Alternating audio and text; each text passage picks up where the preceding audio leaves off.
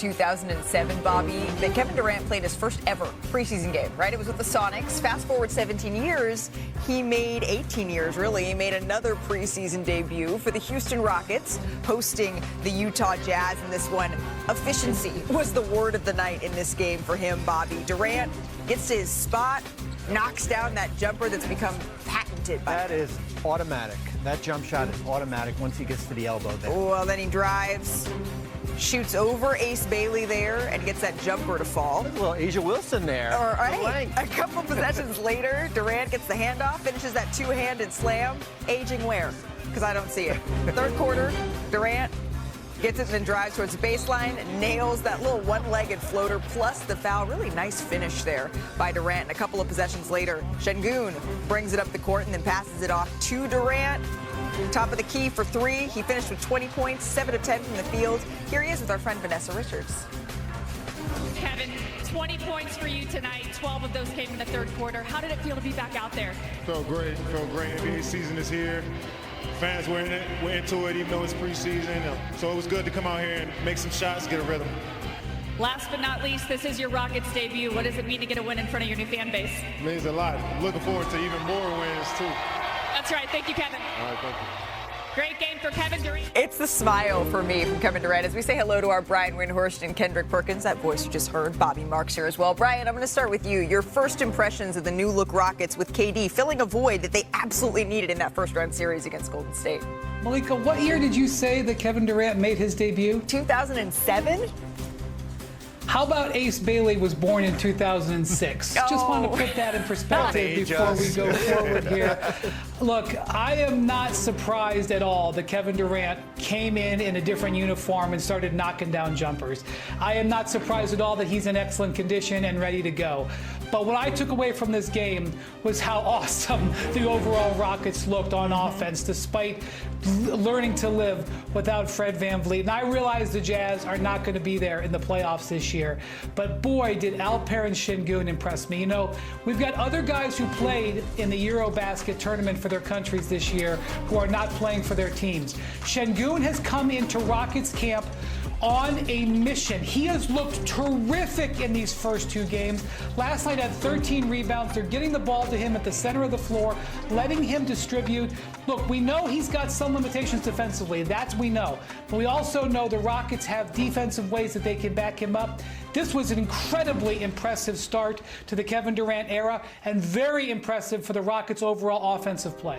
Well, we're only 1 week into preseason, but I think there's so many things you can take away. We were just talking about the length of Kevin Durant and Jabari Smith Jr., two players that are basically 7 foot. It's like the Spider-Man meme when they're on the floor together. There's a lot of similarities. Remember, this is a team that was one of the best defensive teams last year already. Now you had Kevin Durant.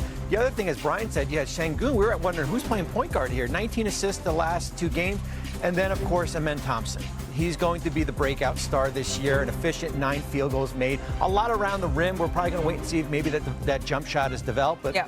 This Houston team is must-see league pass when we get going for this regular season. Must-see league pass. I have a feeling that they're going to be must-see on a lot of cable as well here. But Perk, the impressive showing from the Rockets they put up. I know Bobby mentioned the defense, and you want to talk about the defense too. I feel like they put up 140. I know it's the preseason. I know it's the Jazz, but they put up 140 in this game, Perk. They did, and look, I believe they're going to be the best offensive team in the league. They had 32 assists last night, 68 paint points, and 13 dunks. They're going to get out and run, but they're going to get stops, and it's going to be led by their best defender in Amen Thompson, who I believe is going to challenge Victor Wembanyama in the next few years as the best two-way player in the game. Look at this right here. It's instincts. Look at him. He's supposed to be at the nail, active hands, getting out in transition, speed, quickness, IQ. One of his assists right here to Jabari Smith for the lob. This is just perfect execution. And he didn't even break a sweat as he was running up and down the floor. Here we go again. Fighting over the screen. Tries to reject it. Nope, come here. I'm getting over the screen. Now watch this. Look how easy this is. Look how easy this is. Ball in, man. I see both. I'm getting this steal no matter what.